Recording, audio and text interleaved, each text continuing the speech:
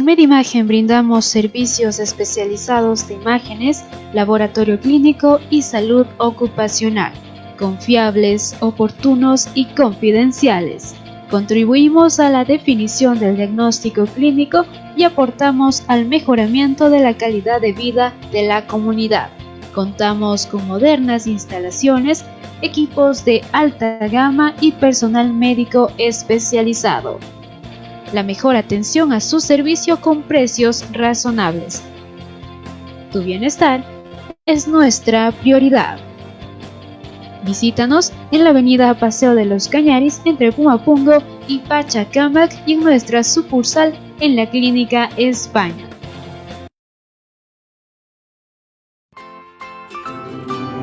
Porque usted y su familia se merecen una atención integral. Medifamilia Cuenca. Medifamilia Cuenca. Medicina con corazón. Contamos con un equipo de salud altamente capacitado y confiable. Somos una institución ligada a Medimagen Cuenca, disponiendo de los medios de diagnóstico modernos y oportunos, bajo la dirección del doctor Jaime Gervais. Visítanos en la avenida Pumapungo y Paseo de los Cañaris. Contamos con todos los protocolos de bioseguridad. Medifamilia Cuenca. Medicina con corazón.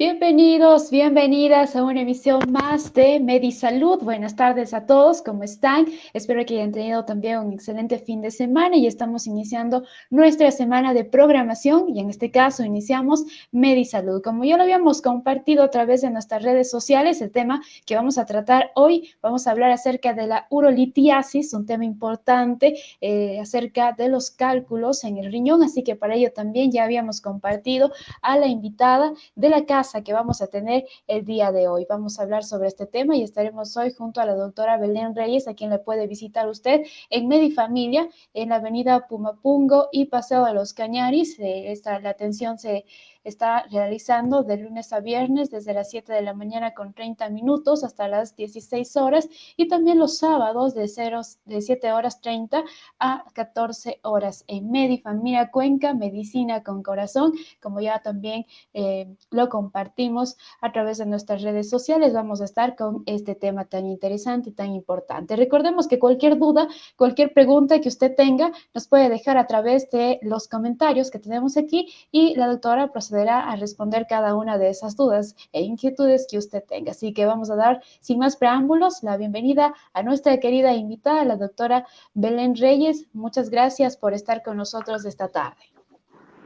¿Cómo están? Muy buenas tardes. Muchísimas gracias nuevamente por la invitación. Siempre para mí es un gusto poder compartir con usted, Carlita, y con todas las personas que ahora se conectan para este espacio de salud, de información y de educación.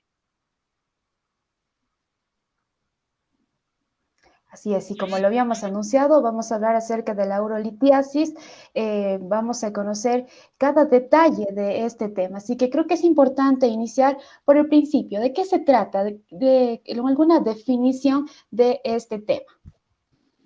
Bueno, la urolitiasis estamos hablando generalmente en este espacio, por lo menos las veces que he compartido con ustedes, de algo de las patologías que se ven con mayor frecuencia y que no hay mucha información y hay mucha como especulación al respecto, ¿no? Esto, ¿qué es la urolitiasis, nefrolitiasis, litos en el riñón? Normalmente también se le conoce como cálculos en el riñón o cálculos en la vía urinaria. Es una condición en la que los pacientes podemos formar partículas sólidas desde el riñón que pues causan un poco de molestias. Entonces es ahí donde se generan. Normalmente el riñón lo que hace es filtrar la sangre para generar la orina como desecho y como equilibrio del cuerpo, ¿no es cierto? La orina de manera líquida. Entonces, pues en el riñón pasan ciertas cositas y se empieza a acumular material y se hacen estas que son como piedritas realmente del riñón. También se les llama piedras en el riñón, ¿sí? Así es, así que de eso se trata también este tema de manera general, el cual vamos a conocer más y sobre todo, una vez más, si tienen preguntas nos pueden dejar en los comentarios. Ahora, ¿cuál es la frecuencia de esta patología en consulta o la frecuencia en cuanto a los pacientes que tienen este tipo de dolores? Bueno, realmente es bastante frecuente la consulta con molestias urinarias relacionadas con estas piedras, con estos cálculos y también como hallazgos cuando se hace algún tipo de examen de imagen. Entonces, hablamos alrededor que, bueno, es más frecuente en varones que en mujeres, sobre todo ciertos tipos de cálculos, y hablamos en varones de hasta un 12% de los varoncitos van a generar cálculos renales a lo largo de su vida y un 5% de las mujeres. ¿En qué edad es más frecuente?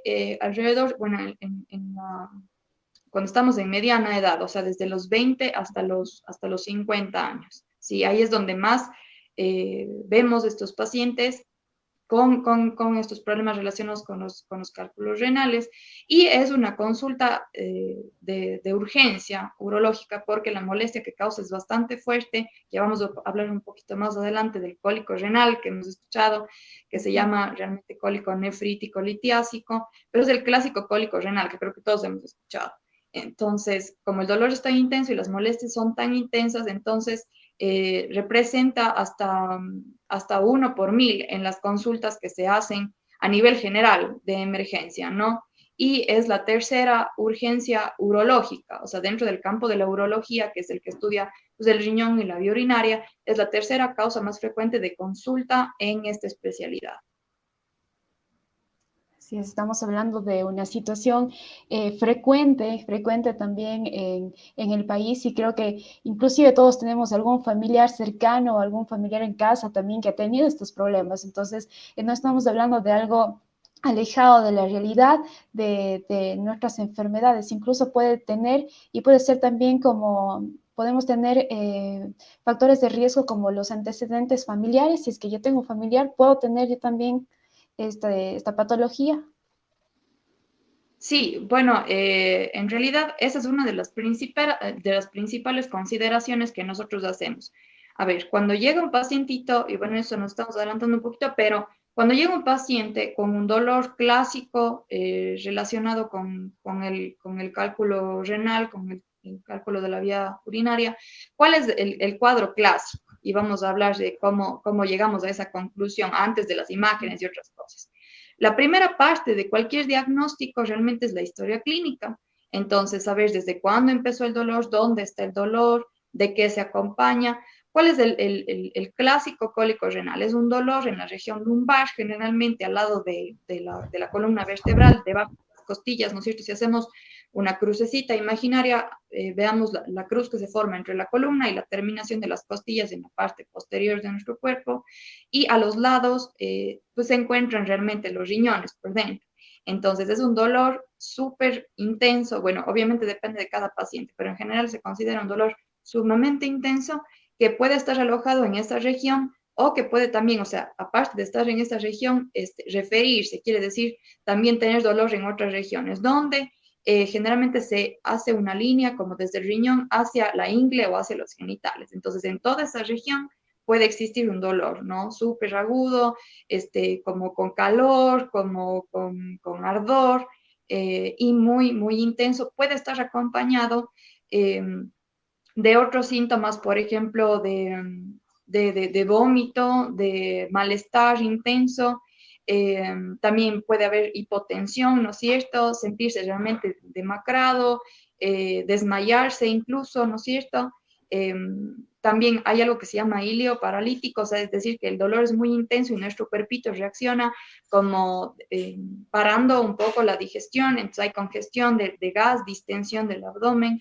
Todo esto se puede acompañar. Fiebre puede haber en casos en los que hay pacientes que tienen cálculos por mucho tiempo que han estado obstruyendo la vía urinaria y se acompaña, digamos, de una infección de la vía urinaria también. También puede coexistir fiebre. Pero lo clásico, digamos, es este dolor muy intenso. Generalmente este dolor se presenta en la madrugada. Y vamos a hablar de que hay algo que yo siempre he escuchado, que en la noche los dolores son peor, se presentan, son como que peores. ¿Por qué pasa esto? Porque durante el día nosotros en nuestro cuerpito tenemos un sistema como hormonal de defensa ante el dolor. ¿sí? Nuestro cerebro produce normalmente también una cantidad de analgésicos naturales en nosotros, ¿sí?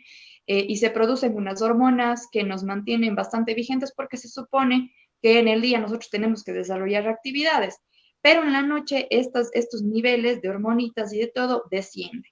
Entonces, los dolores se presentan, generalmente son más fuertes, digamos, en la madrugada, acompañado obviamente de la situación psicológica, de que, bueno, es de noche, no puedo ir a buscar asistencia, no puedo ir a comprar una pastilla, entonces también se acompaña de un factor psicológico, pero predominantemente es de esta situación.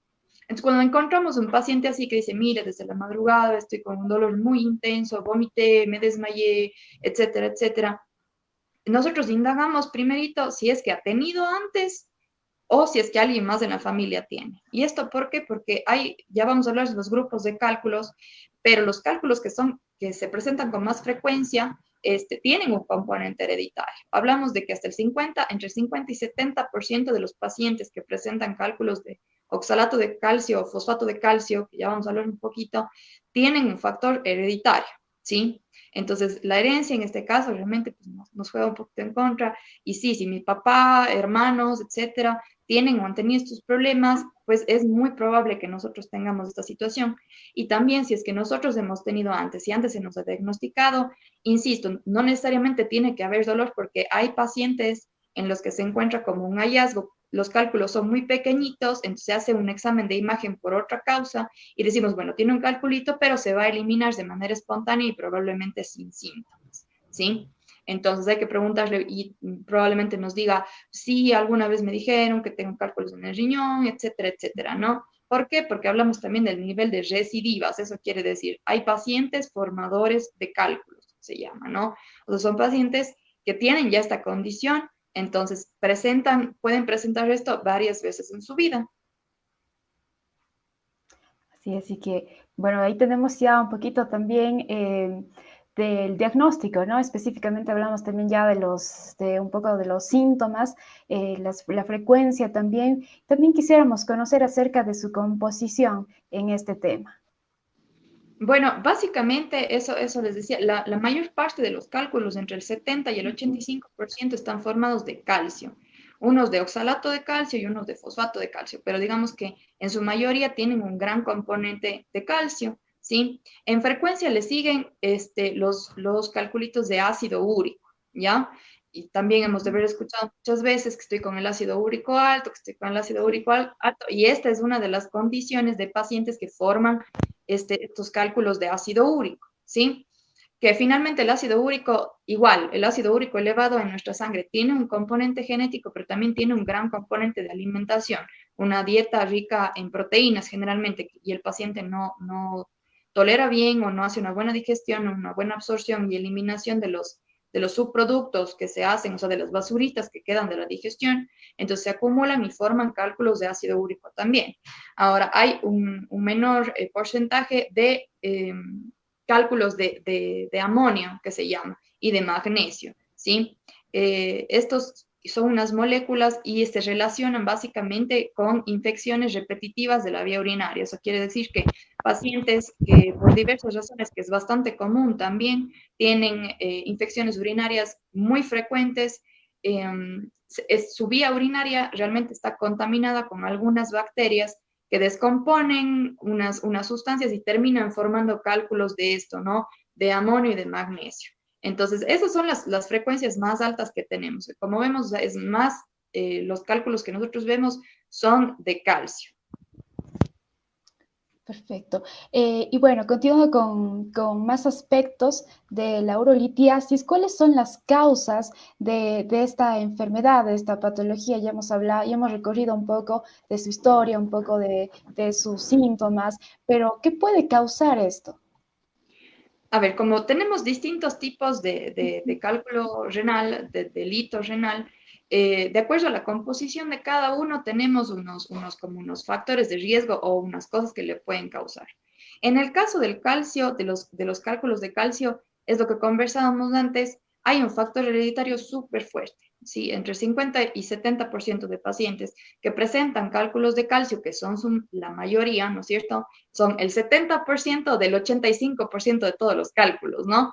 Entonces, estos tienen un componente genético muy importante. Y también ¿a qué se debe? Se debe a pacientitos que no... ¿Y de qué se trata este factor hereditario, no? O sea, ¿qué implica? ¿Qué significa? Significa que estos pacientes orinan, si vamos a ser súper prácticos, orinan mucho calcio, tienen una concentración muy elevada de calcio en la orina. Pero es una particularidad de estos pacientes que los niveles de calcio en sangre están bien. ¿Eso qué quiere decir? Que en un examen de sangre que yo me voy a hacer, yo tengo los niveles de calcio totalmente normales, pero mi cuerpo elimina demasiado calcio por la orina. Entonces, este calcio se empieza a depositar, ¿no? Además está el componente, el principal cálculo, la frecuencia más alta de estos cálculos de calcio se asocian a una molécula que se llama oxalato. El oxalato se encuentra en alimentos como los frutos secos y las espinacas generalmente, ¿ya? Y bueno, acelgas y hojas verdes.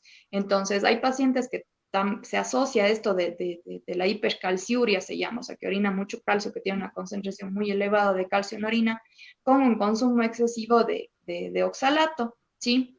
Y de factores externos de calcio, y de eso ya vamos a hablar un poquito más adelante, porque siempre preguntan los pacientes, o sea, qué no debo comer, etcétera, ¿no? Para no formar estos cálculos. Pero básicamente, en cuanto a los de calcio, tenemos un componente genético súper fuerte. Hay que tomar en cuenta los factores de consumo externo, como digo en el caso del oxalato, ¿no es cierto?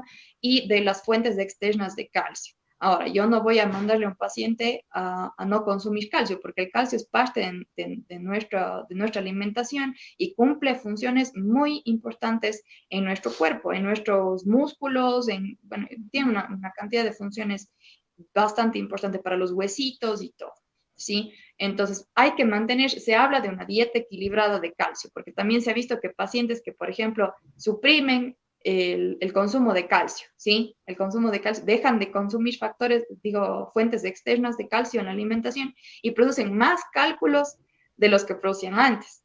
Entonces, estamos hablando de una dieta balanceada en calcio y además de aportar el calcio de manera natural en los alimentos y preferir no hacerlo con suplementos externos o sintéticos del calcio, ¿no?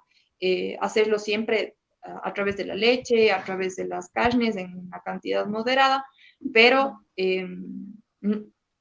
procurar no consumirlo de fuentes, pues, no sé, farmacéuticas, digámoslo de alguna manera. Claro que hay casos específicos en los que se requiere y eso ya tiene otra indicación. Además, hay pacientes, en el caso de los cálculos de calcio, que tienen enfermedades que les predisponen a hacer estas piedritas. En el caso de los trastornos de la tiroides y de la paratiroides, que son unas glándulas que tenemos aquí en el cuellito y que se encargan del metabolismo de los minerales. Entonces hay pacientitos que tienen esto, es bastante frecuente en realidad los trastornos de la tiroides y de las paratiroides, entonces tienden a formar estos cálculos también, ¿sí? Hay otras enfermedades que son menos frecuentes, pero digamos que lo máximo con respecto a lo de calcio es genético y de composición y de agregación externa, ¿no? Ahora, de los cálculos de ácido úrico, como les había dicho, la principal causa pues es el poco metabolismo o el trastorno en la eliminación del ácido úrico. Pacientes que tienen de por sí una elevación en el ácido úrico en la sangre, que eso sí lo podemos determinar, lo que no sucedía con los pacientes que forman cálculos de calcio, que tenían niveles normales de calcio en la sangre, pero formaban cálculos de calcio. En el caso de los pacientitos que hacen cálculos de ácido úrico, generalmente son pacientes que tienen niveles elevados de ácido úrico en la sangre. Y eso está relacionado, como digo, de manera genética, pero de manera externa también. Dietas saturadas en proteínas y saturadas en grasas también. Ahora, en cuanto a lo que decía, a los cálculos de amonio y de magnesio, están relacionados con las infecciones urinarias frecuentes. Estos son los únicos cálculos que tienen más frecuencia en mujeres que en varones, así como las infecciones urinarias, por la diferencia que hay en el aparato urinario en hombres y mujeres, tiene una diferente incidencia. Hay más infecciones urinarias en mujercitas que en varones, ¿ya? Entonces, por esta razón, las mujeres tienden a hacer más de este tipo de cálculos que los varones, ¿ya? Una cosa importante también saber es que estos cálculos de amonio y de magnesio pueden llegar a ser cálculos gigantes, que se llaman, ¿ya? Entonces, por eso es importante y siempre recalcamos en este espacio y en la consulta hacer los chequeos anuales, ¿sí? Porque hay pacientes que nunca se han hecho chequear, que probablemente tenían molestias menores o que todo el tiempo tienen infecciones urinarias y ya hasta se acostumbran a vivir con eso. Y hay, lamentablemente, este tipo de cálculos pueden llegar a ser inmensos, es decir, tomar prácticamente todo el riñón y dejarle inservible, ¿sí? Así es, sí. Muchas gracias también por todo ese detalle de cada uno de cada uno de las etapas, los niveles, por decirlo así. Ahora vamos a un tema que creo que todos hemos escuchado acerca del dolor y los dolores de los cálculos. Creo que todos las personas que han tenido estos dolores del cólico renal, pues lo asocian a un dolor súper fuerte, a un dolor intolerable. Así que eso creo que también es una de las dudas acerca en los pacientes, el cólico renal, ¿cómo podemos diferenciarlo? Aparte de que las personas que lo han pasado dicen que es muy fuerte y pues esperemos no llegar a ese dolor porque realmente este cólico nefrítico litiásico pues comentan que es demasiado fuerte. ¿Cómo podemos nosotros ir al médico cuando tengamos ya este dolor? Cuando se hace demasiado intenso, ¿cuáles son los señales de alarma para decir, no, vamos ahora al doctor porque esto no me va a pasar y necesito un diagnóstico? A ver, en primera, a ver, ¿por qué se da este dolor? Vamos a analizar. Nosotros tenemos, se forma el cálculo en los riñones y obviamente nosotros desde los riñones tenemos unos tubos finitos por los que se llaman ureteres. Estos ureteres lo que hacen es llevar la orina hasta la vejiga, que es como una fundita. Y desde la vejiga tenemos otro tubito que finalmente es el que expulsa la orina hacia afuera y se llama uretra. Se parecen, ureteres, uretra, pero realmente no son lo mismo y tienen diferentes dimensiones. Ya, perdón, mi gato. Entonces, a ver, el ureter, como digo, son unos tubos muy finitos. ¿Por qué se da generalmente este dolor? Porque el cálculo se empieza a mover por gravedad y porque a fin de cuentas el riñón lo que hace es, como digo, filtrar la sangre, forma la orina y le va a sacar hasta estos tubitos, ¿sí? Entonces, obviamente el cálculo en algún momento se va a mover y va a tratar de salir por este tubito, por gravedad y por la propia presión de la formación de la orina, ¿sí? Entonces es lo que causa dolor, porque es una piedra finalmente bajando por un tubito que está formado pues de epitelio, está formado de como pielcita. Entonces el pasar una piedra, raspar, es como raspar una piedra por la piel, aunque mucho más sensible, ¿sí? Entonces empieza a moverse y empieza a dar dolor. ¿Ya? Generalmente los pacientes buscan consulta porque el dolor es muy fuerte. Ahora, depende mucho del tamaño del cálculo y depende del umbral del dolor de los pacientes que habíamos conversado, ¿sí? El umbral del dolor es la tolerancia que tiene determinados pacientes. Cada paciente tiene una tolerancia diferente al dolor, ¿sí? Tiene una sensibilidad diferente de sus órganos, entonces cada uno pues interpreta el dolor de manera diferente, ¿sí? Cuando los cálculos tienen, se habla de los tamaños porque es importante para saber qué cálculos van a pasar por ese tubito o cuáles ya no, de acuerdo a las dimensiones que tiene ese tubito en la generalidad de los pacientes, ¿ya? Es decir, en un paciente adulto, más o menos entre 20 y 50 años, ¿qué calibre tiene este tubito? Y si va a pasar o no. Entonces, la estimación que nosotros hacemos, ¿ya? Entonces, como digo, en general el paciente busca consulta porque el dolor es muy grande y está bajando a través de la vía urinaria. Ahora, hay pacientes, si los cálculos son súper pequeñitos, se eliminan de manera espontánea con muy poco dolor. El paciente puede venir y decir, y generalmente, ¿por qué vienen después? Porque dicen, bueno, el fin de semana estuve con mucho dolor y me he quedado como que yendo al baño muchas veces, con muchas ganas de orinar, que se llama irritación de la vía urinaria. Se llaman síntomas irritativos de la vía urinaria, que también se acompañan cuando se expulsa un cálculo, cuando se está expulsando y quedan un poquito residuales cuando ya se ha expulsado uno. Como nuestro cuerpo es tan sabio, entonces obviamente nuestro cuerpito trata de expulsar este cuerpo extraño.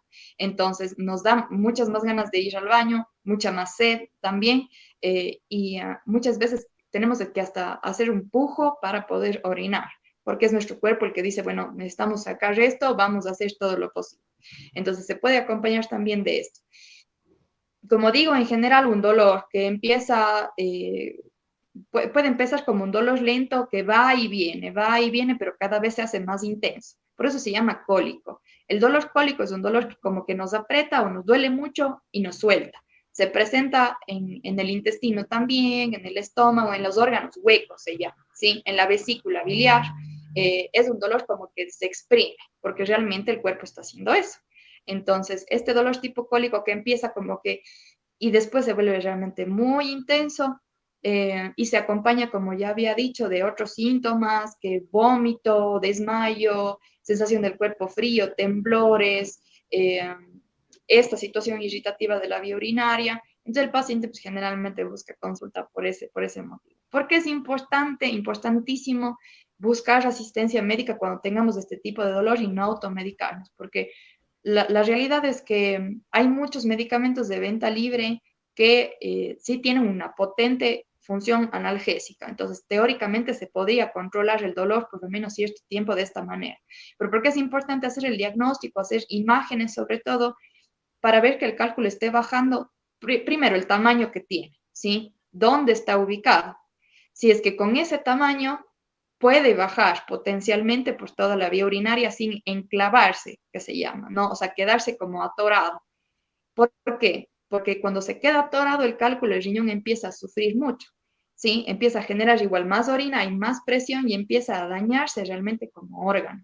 Entonces, por eso es importante no estar retomando medicación, porque con medicación indudablemente el nivel de dolor va a ser bastante tolerable y depende del paciente, su tolerancia al dolor puede estar muchos días con esta situación, pero el cálculo puede estar enclavado y puede terminar dañando el riñón, ¿sí? Entonces, por eso es súper importante. En el caso de la fiebre, que decía que sí se puede acompañar de algunos casos también, porque dice, bueno, yo también tuve fiebre, es porque hay pacientes que han tenido estos dolores por muchos días, se han automedicado, etcétera, y se ha formado una infección urinaria, ¿sí? Entonces también se puede acompañar de esto. Así es, bueno, para continuar, bueno, antes de continuar vamos con una pregunta que también tenemos y luego vamos a hablar acerca de el diagnóstico por imágenes, cuáles son los estudios que necesitamos. Pero antes tenemos una pregunta también a través de nuestros comentarios que tenemos en este momento. Vamos a continuar con esta pregunta. Listo, aquí está. Bueno, el doctor Andrés Rodríguez Parras, a cual le mandamos un saludo también y gracias por estar en sintonía con nosotros, nos pregunta, felicidades por la plática, doctora, ¿cuándo se tiene que hospitalizar a un paciente con un lito? Nos pregunta. Bueno, en primera tenemos que considerar las condiciones en las que llega el paciente, ¿no? Obviamente, si es un paciente que tiene una tolerancia menor al dolor y tiene muchísimo dolor, vamos a tener que ponerle analgesia vía intravenosa, probablemente esa vía parenteral. Acompañado, aparte, si es un paciente que aparte del dolor tiene estos síntomas que habíamos hablado, como vómito. Entonces, darle medicación vía oral, pues no va a ser tan factible porque va a vomitar la medicación, no se va a absorber.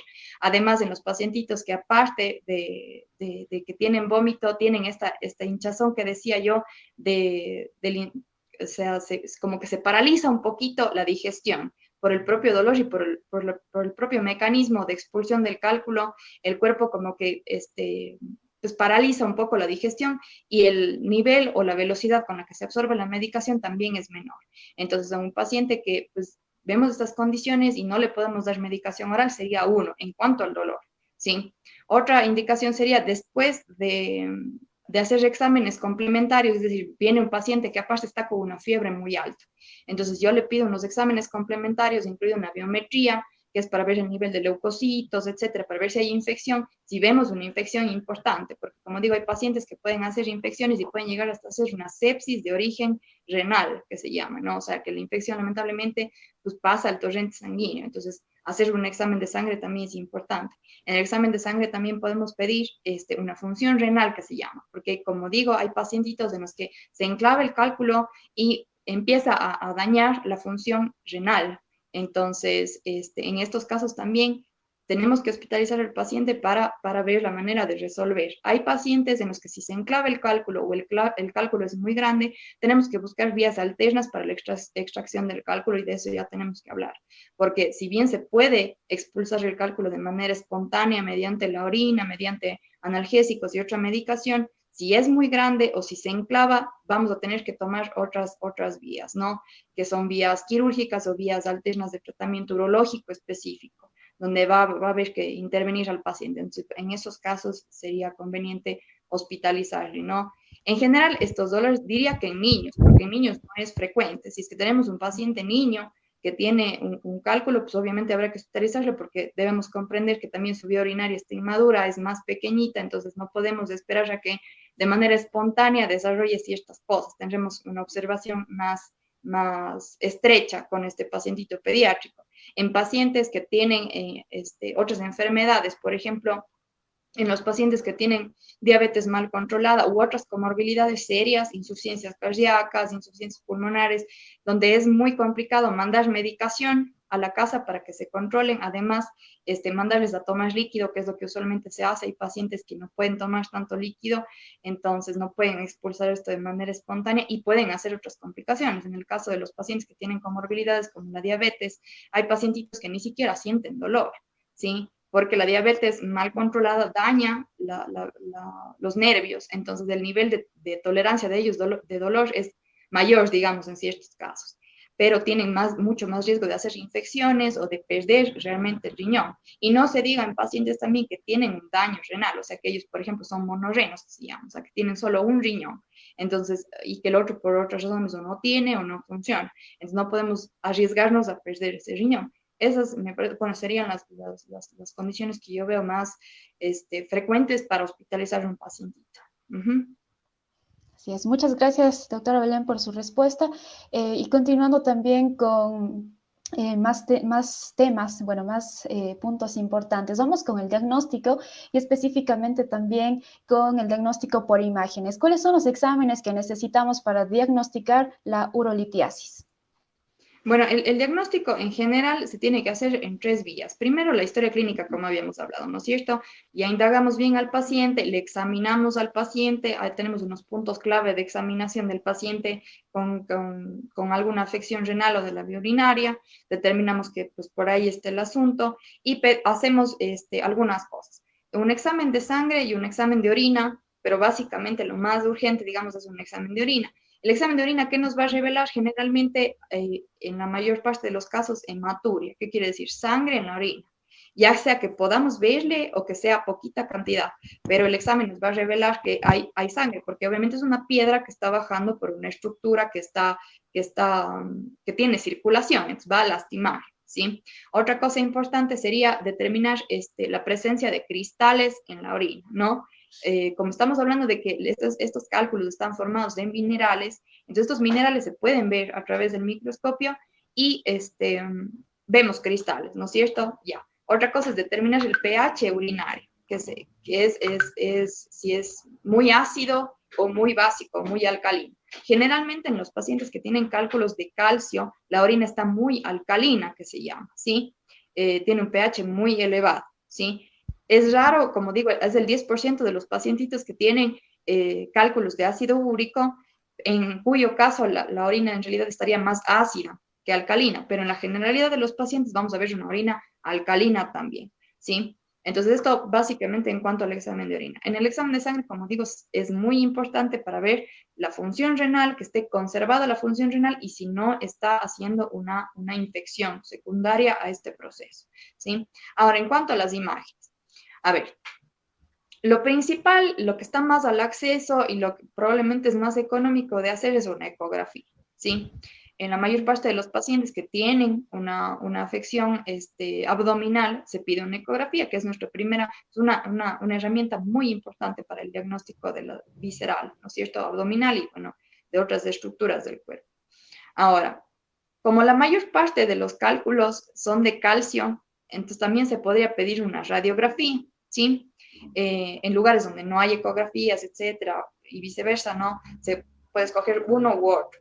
Pero, lamentablemente, en la radiografía sí se va a ver el cálculo, ¿sí? Se va a ver. Pero, lamentablemente, en la radiografía no podemos ver con claridad las otras estructuras. No podemos medir exactamente qué tamaño tiene por donde tiene que pasar, por ejemplo, ¿sí? Es muy escueto para ver también cómo está estructuralmente el riñoncito y demás, ¿no? Entonces la radiografía nos va a decir, sí, bueno, ahí está el cálculo, ¿ya? Y y mide tanto probablemente, ¿sí? También podemos medirle. Ahora, ¿cuál es uno de los exámenes mejores que tenemos para el diagnóstico de esto? Se llama UroTac, es una tomografía de la vía urinaria, ¿sí? Que se hace sin contraste. Quiere decir que se hace, o sea, simplemente se manda al paciente y se le hace. El contraste es una sustancia que generalmente nosotros utilizan los imagenólogos para que se pinten ciertas estructuras, ¿ya? Y se pone vía venosa o vía digestiva, pero en este caso es sin contraste, ¿sí? Entonces se hace la tomografía y una tomografía nos va a dar muchísima información acerca de dónde está el cálculo, cuánto mide, cómo está el riñón estructuralmente, etcétera, ¿no? Entonces tenemos estos tres puntales. Yo diría, a ver, ¿qué es lo que sucede generalmente en la consulta? Porque obviamente la tomografía también tiene un costo superior, 3 o 4 veces superior a una ecografía muchas veces. Entonces se pide una ecografía y si algo está complicado, si necesitamos ver con exactitud el tamaño, si es que es un tamaño variable que no podemos identificar bien, etcétera. Además, que hay algunos cálculos que es muy difícil verlos a través de la ecografía, ¿sí? Se necesita otro estudio de imagen más preciso, de mejor tecnología, para poder verle al cálculo realmente, porque no solamente hay cálculos de calcio, hay de ácido úrico, hay de otras sustancias que no se pueden ver tan bien, ¿sí? Entonces, esa sería la idea, poder hacer, de acuerdo a cada caso, hay que ver qué es más urgente. Obviamente, si es un paciente que tiene unas condiciones un poco delicadas de salud, etcétera, que tiene un dolor que no le pasa con nada, que ya está muchas horas y pese a la analgesia que nosotros le podemos dar en ese momento no mejora y que vemos que está comprometido en los exámenes la función renal o que hay mucha hematuria, quiere decir que hay mucha sangre en la orina, pues de una tendríamos que hacer una tomografía, ¿sí?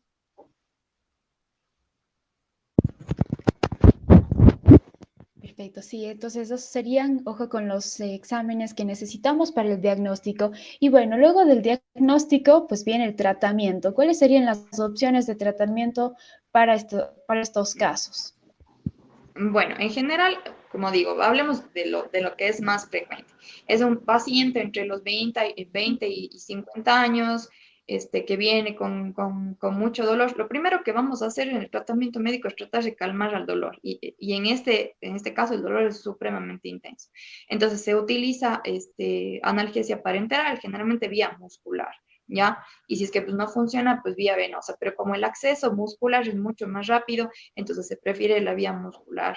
Pero si el dolor es extremadamente intenso, el paciente viene desmayándose, como la vía venosa es más veloz, entonces se prefiere esa. Pero digamos que empezamos con analgesia, ¿ya? Para calmar el dolor del paciente, calmar la inflamación que se está produciendo y poder continuar con las etapas, ¿no? El tratamiento depende del tamaño en general del cálculo y de la composición, ¿sí? Por eso es importante hacer los exámenes complementarios, el examen de orina, determinar qué tipo de cálculo es. Cuando hablamos bueno, la literatura médica dice que un cálculo, teóricamente, un cálculo de menos de 9 milímetros va a pasar por la vía urinaria de un adulto, ¿sí? Ahora hay que considerar estas cosas, ¿no? Que si tiene un solo riñón, que si tiene otras enfermedades. Pero digamos que no tiene nada de eso, ¿ya? Hasta un cálculo teóricamente de 9 milímetros podría pasar a través de la vía urinaria y ser expulsado de manera espontánea, ¿ya? Cuando hacemos el diagnóstico también es importante ver dónde está ubicado el cálculo, ¿sí? Si es que está causando mucho dolor y si es que el cálculo es más grandecito, digamos, tiene unos 8 milímetros, pero está súper arriba, tenemos que considerar ya otros tratamientos, porque si ya en la parte más ancha, digamos, de la vía urinaria, que es en la parte del riñón, si ahí ya está causando mucho dolor, pese a teóricamente que por el tamaño podría bajar, tenemos que considerar otros tratamientos, ¿sí? Entonces, pero digamos que el momento del diagnóstico vemos que ya está a mitad de camino, ¿sí? Ya pasó la parte más angosta del ureter, ya, entonces teóricamente, pues ese cálculo va a salir, ¿ya? Entonces, ¿qué se hace?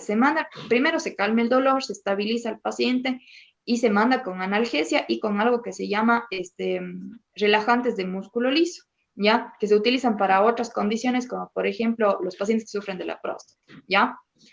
Lo que hace este medicamento es que como los tubitos por los que tiene que pasar y los órganos por los que tiene que pasar el cálculo están hechos de un músculo especial que se llama músculo liso, este medicamento lo que hace es relajar y por lo tanto hacerle un poquito más ancho, ¿ya? Entonces, evitar que se enclave, porque la reacción propia de estas estructuras va a hacer que comprima, ¿sí? Como están siendo agredidas por una piedra, la reacción va a ser estrecharse, ¿sí? Y es el peligro de enclavar el cálculo, ¿no? Que se quede como que atrapado, como secuestrado por el propio cuerpo, que el cuerpo trata de evitar que se siga extendiendo el daño hacia abajo, pero bueno, nos termina perjudicando un poquito, ¿no? Entonces, se mandan básicamente analgésicos y relajantes de la vía urinaria. Cuando hay del músculo liso, perdón, cuando hay mucha hematuria o cuando ya hay indicios de que se puede, presentar una infección urinaria, se manda también tratamiento para evitar que proliferen las bacterias, ¿no? O sea, para evitar un tratamiento antibiótico, un tratamiento antiséptico urinario, para evitar que se proliferen las bacterias y que sobreañada al cuadro de dolor y de que está lastimando la vía urinaria una infección, ¿sí? Entonces es como se maneja un cálculo pequeño, digamos, ¿sí? Hablamos de que un cálculo generalmente de menos de 4 milímetros en personas adultas se elimina de manera espontánea, inclusive sin medicación de apoyo, ¿ya? O sea, es muy poco, puede dolerle mucho un momento y después se elimina y ya pasó, ¿ya? Pero en cálculos un poco más grandecitos, como digo, de hasta 9 milímetros, hay que dar tratamiento de soporte para evitar el cálculo y hacer los controles, ¿sí? Es decir, yo tengo mi pacientito que viene con esto, con este dolor y ya tiene el diagnóstico y digamos que está en la porción superior del ureter, ¿ya? Se está empezando a bajar. Yo le mando el tratamiento, pero tengo que pedirle exámenes de imagen los días subsecuentes para ver que esté bajando y para ver que no se haya estropeado la vía urinaria ni nada. Ahora, cuando los cálculos, en el caso de los cálculos de calcio generalmente es esto, ¿ya? En el caso de los cálculos de ácido úrico, pues básicamente sería lo mismo, que no suelen ser tan grandes en general, ¿ya? Lo que se hace, aquí hay un tratamiento específico para tratar de alcalinizar la orinita, es decir, como hay mucho ácido úrico en la orina, se dan medicamentos para que se neutralice y se deshaga el cálculo, ¿sí? A mí me preguntan muchas veces si hay una forma de deshacer los cálculos. Lamentablemente es difícil y sobre todo en los de calcio porque se hacen piedras súper compactas, ¿sí? Entonces, reventar ese cálculo con medicamento es difícil. En el caso de los cálculos de ácido úrico se puede hacer con tratamiento específico para disolver el calcio por la composición que tiene, ¿sí? En el caso de los cálculos que se han formado por infecciones recurrentes, suelen ser bastante grandes. Entonces, hay que retirar el cálculo. En general, se prefiere retirar el cálculo porque hay que considerar que ese cálculo es como una bomba de bacterias y de toxinas de bacterias. Entonces, muchas veces no se arriesga a que contamine el resto de la vía urinaria porque es una bombita de infección, ¿sí? Entonces, se prefieren otras técnicas. ¿Cuáles son las otras técnicas y cuando ya hay que hacer una intervención externa? Por ejemplo, hay lo que se llama litotricia, ¿sí? Se trata de que se envían ondas, ¿sí? Para destruir el cálculo, para hacer vibrar el cálculo y que se deshaga, ¿ya? Y que se haga en partículas más pequeñas que sean más fáciles de orinar. Hay una litotricia que se hace afuera del cuerpo, ¿sí? Y hay una que se hace a través del ureter entrando con una maquinita, y hay las extracciones, ¿sí? Hay otras técnicas ya urológicas específicas, hay cirugías transuretrales, hay intervenciones endoscópicas para extraer un cálculo que es muy grande y que no se va a eliminar solo, ¿sí? Entonces, básicamente de eso se trataría el tratamiento. Depende del tamaño y depende del paciente, ¿sí? Listo. Continuando con los factores de riesgo, creo que también aún no lo definíamos y es un aspecto importantísimo. ¿Cuáles son los factores de riesgo para los cálculos renales? Bueno, a ver, los factores de riesgo generales para hacer cálculos en el riñón, para hacer piedras en el riñón, bueno, se habla de la etnia un poquito, aunque como nosotros somos mestizos, pues esa consideración quedaría un poquito aparte, pero para nosotros como médicos es útil saberlo también, que generalmente la etnia caucásica y la etnia asiática tienen más tendencia a hacer cálculos, primero. Aparte de esto, la deshidratación. Estamos hablando de que la orina normalmente es líquida y si bien tiene solutos, quiere decir, tiene cosas disueltas, que es lo que tenemos que eliminar de nuestro cuerpo para mantener nuestro equilibrio, lo normal es que se mantenga en estado líquido y que, como cuando nosotros ponemos en un vasito con agua sal, ¿sí? Le mezclamos y tiene que disolverse, ¿ya? Y si no se disuelve, pues se precipita, y lo mismo pasa en el riñón. Se precipitan los minerales y se empiezan a formar estas piedritas, ¿ya? Entonces, nosotros en general no tenemos una cultura tanto de consumir líquido. Hablamos de que un adulto debería consumir unos 2 litros o 2 litros y medio de líquido al día para tener una función renal adecuada, ¿ya? No de agua, sino de todos los líquidos que consumimos, ¿sí? A los pacientes que tienen cálculos renales se les manda a consumir más líquido de lo normal, sí, un poco. Pero en general todos deberíamos consumir 2 litros o 2 litros y medio de líquido al día. Y es algo que generalmente no hacemos, ¿sí?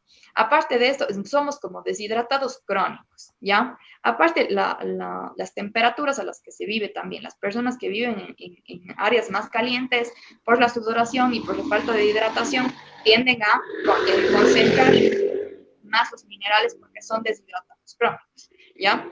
Aparte, el sedentarismo, ¿no? Si se precipitan estas partículas, se hacen cálculos pequeñitos y nosotros hacemos actividad física regular por la gravedad y porque nuestro metabolismo es más rapidito, se van a eliminar sin mayor problema, no se van a quedar ahí existiendo y se van a crecer, porque hay que recordar que pues, crecen, ¿no? O sea, se hace un cálculo pequeñito, que mientras está pequeñito no nos da molestia, orinamos y no pasa nada. Pero si se queda ahí por mucho tiempo, si tenemos o sea, una vida muy sedentaria y se queda ahí, empieza a crecer, crecer, crecer hasta hacerse gigante, ¿ya? Entonces la actividad física también es importante. Ahora, la dieta, que es algo muy frecuente que preguntan y tienen toda la razón. ¿Cómo manejar una dieta para no hacer cálculos? Si yo tengo predisposición a hacer cálculos, etc. La primera parte es lo que yo decía, el consumo adecuado de calcio. Sí, una dieta equilibrada en calcio. No suprimir el calcio de nuestras vidas, sino tomarlo en una dosis adecuada. Si yo no voy a tomarme 1 litro de leche, sí, si tengo predisposición a hacer cálculos renales, ¿no es cierto? Además, por ejemplo, las dietas ricas en sal y en azúcar, porque son minerales y la descomposición, cómo se aprovecha el azúcar en nuestra sangre, también ha demostrado que lamentablemente en dietas altas en azúcar también se forman cálculos renales. Entonces, va todo como que más o menos de lo mismo que siempre conversamos, de los hábitos saludables, de una alimentación equilibrada, y es verdad. En el caso de los pacientes, hay que tener también una dieta normal, digamos, regular en el consumo de proteínas de origen animal, ¿sí? Porque también de ahí hay mucho calcio y también hay muchas proteínas y se degradan y pueden formar los cálculos, ¿no?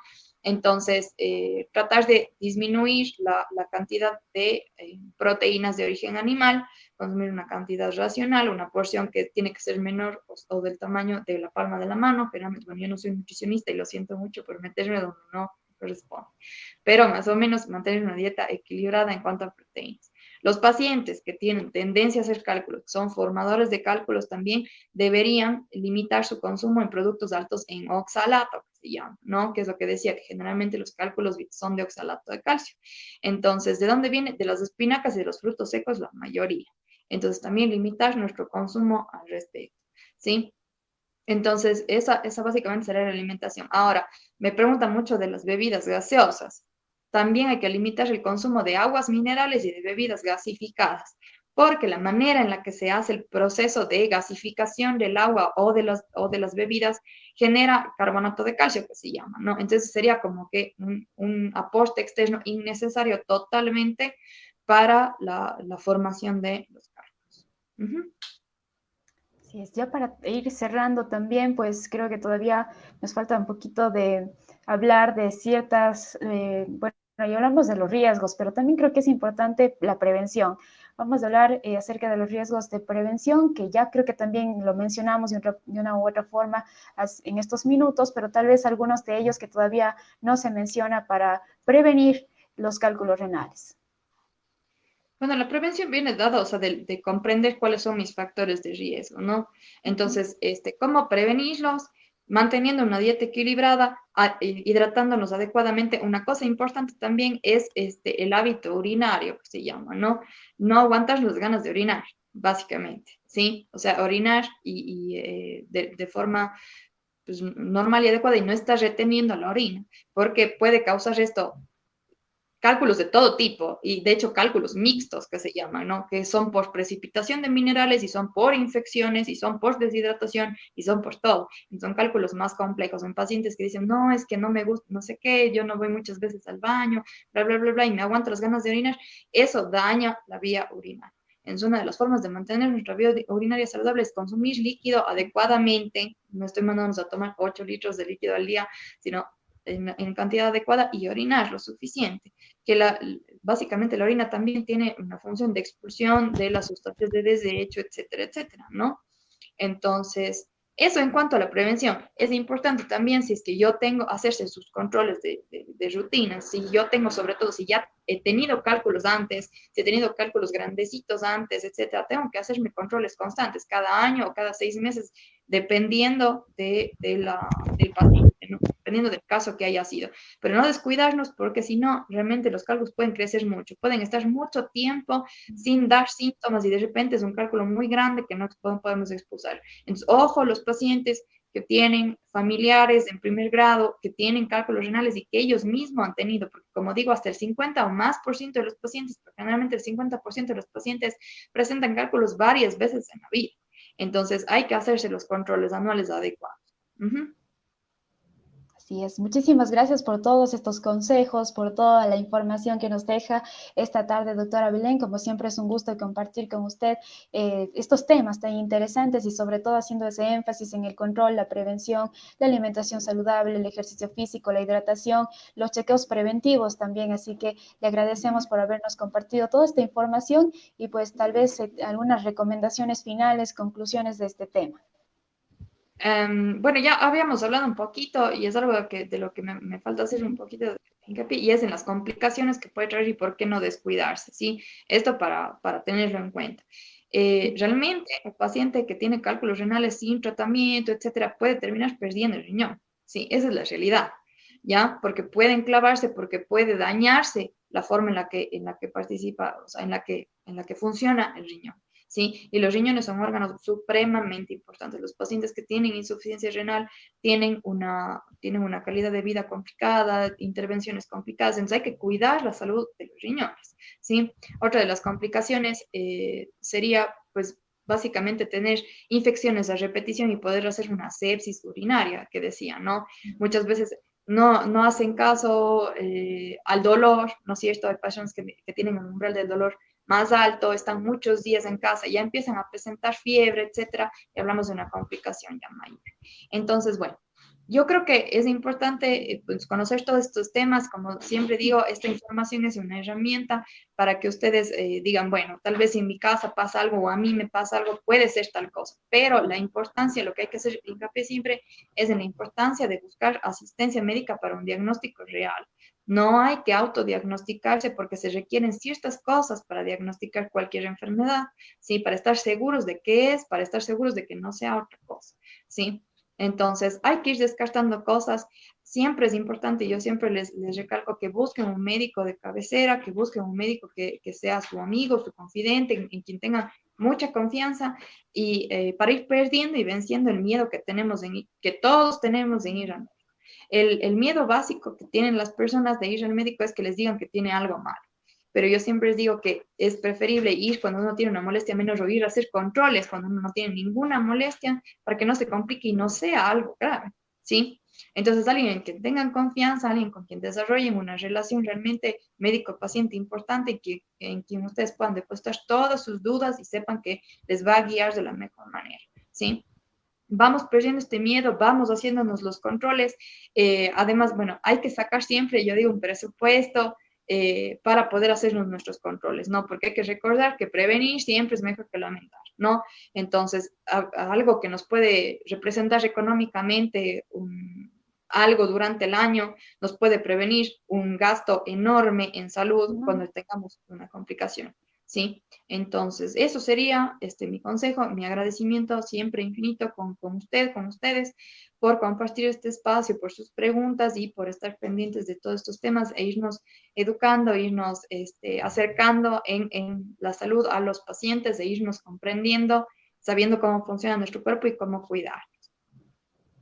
Sí, también le agradecemos a usted por compartir toda la información, por estar abierta también a estos temas, a compartir cada uno de sus conocimientos también con nosotros como pacientes y como personas también que necesitamos a veces saber de estos temas. Creo que de una u otra forma hemos creado este espacio para quitarnos ciertas dudas, dejar saber también esas preguntas, dejar nuestras preguntas para que nos puedan responder profesionales de la salud, como lo es usted también y en este tema. Así que una vez más hacemos énfasis en cada uno de los puntos saludables y cambiar el estilo de vida. Nosotros siempre hablamos del estilo de vida saludable, así que una vez más les invitamos a todos a que puedan cambiar su estilo de vida. Y antes de despedirnos, y pues también nos preguntan si usted hace telemedicina, pero en este caso también nos puede compartir en dónde la podemos visitar también. Bueno, realmente no he hecho telemedicina por ahora, sino estoy en la consulta. Eh, en la consulta pueden encontrarme en Medifamilia, trabajo de lunes a sábado, con mucho gusto les atiendo. Podremos formar, como digo, esta relación, esta amistad y con muchísimo gusto poder guiarles y poder acompañarles en este camino en el que tenemos que mantener la salud, disfrutar de nuestra vida, etcétera, etcétera, ¿no? Pero por el momento no estoy haciendo telemedicina, aunque ya lo voy a considerar por las condiciones, sobre todo de la pandemia. No lo he hecho por este momento, antes sí lo hacía, pero también es importante el contacto con el paciente. En telemedicina nos podemos guiar mucho, podemos asesorar mucho al paciente, pero nada va a ser igual, la verdad, que el contacto directo con el paciente y el cuidado que le podemos poner en análisis de cada paciente. Uh-huh. Así es. Además, también en Medifamilia contamos con todos los protocolos de bioseguridad. Usted puede visitarnos con toda la confianza. En nuestra sala de espera tenemos el distanciamiento físico necesario. Así que si necesita también una consulta, les recordamos que se pueden comunicar al 40 37 966 o a través de Medifamilia Cuenca en Facebook y en Instagram. También puede agendar su cita en caso de necesitarlo. Así que con estas recomendaciones y con esta información, también nos estamos despidiendo de esta emisión de Medisalud y hablamos acerca de la urolitiasis. Muchísimas gracias, querida doctora. Muchísimas gracias a ustedes. Bueno, yo les espero siempre con los brazos abiertos de Medifamilia, las especialidades que se manejan ahí, los profesionales que atendemos ahí, siempre estamos gustosos de recibirles. Como dice Carlita, que destacar que nos preocupamos mucho por su seguridad, por mantener todas las normas de higiene, de distanciamiento, etcétera, por esta situación de la pandemia. Y nada, les esperamos con el mayor gusto para poder conversar de este y de cualquier otro tema. Así es, gracias a todos, un gusto haber compartido esta tarde con ustedes y el día jueves volveremos con una emisión nueva de Medisalud y estaremos junto a la doctora Caterine Astudillo y vamos a hablar acerca de la simpactectomía toracoscópica en el tratamiento de la hiperhidrosis. Un tema interesante, un tema que tal vez no lo hemos escuchado comúnmente, pero para eso están estos espacios, para conocer más acerca de distintas patologías. Así que nos despedimos, soy Carla Arce y hoy estuvimos junto a la doctora Belén Reyes hablando acerca de la urolitiasis. Gracias a todos y que tengan una excelente tarde. Hasta luego.